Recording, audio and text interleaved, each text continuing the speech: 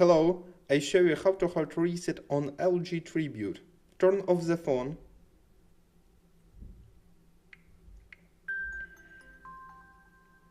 Next, press and hold the power button and volume down key for a few seconds.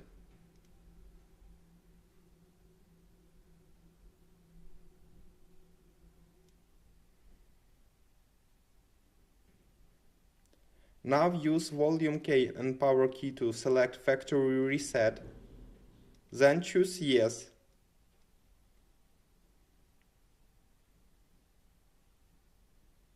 Finally click power button. Your device will now restart. Successfully, the hard reset is completed now. Subscribe to our YouTube channel and rate the video.